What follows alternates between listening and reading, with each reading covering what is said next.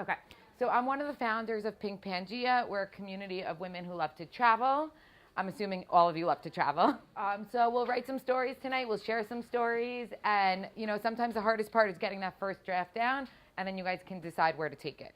Any questions before we start? Okay, so we'll start writing. We're going to do a few different activities.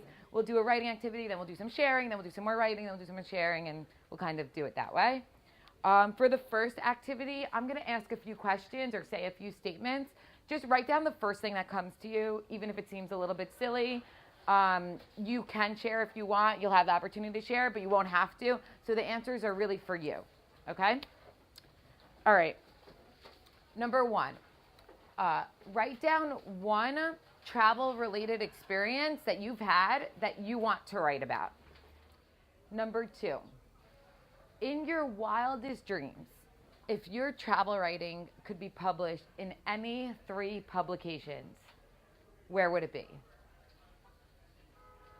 Could be a travel-related publication like National Geographic, or could be New York Times Travel, or it could be your own blog, your own website, or just a publication or a blog that you love. It doesn't have to be, could be big. Don't be humble. So if it's New York Times Travel, write that down. Okay, now what I'll do is I'll give a topic, and everyone will write a story. So you're actually writing like a draft of an article. You're writing the whole story out.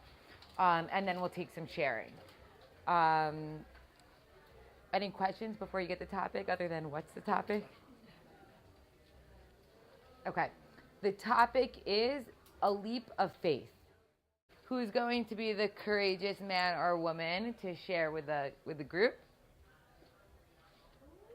I'll do it. Go for it. I'll do it. Okay. Right.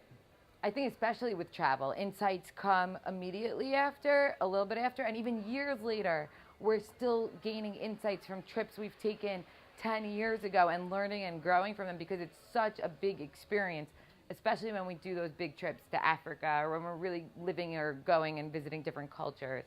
So, yeah, there's always that. The insights will come later, but we always have that. So if we're ready to write now, we work with what we have, and then maybe 5 years from now, we're like, oh my God, I can't believe I wrote that. I have that a lot.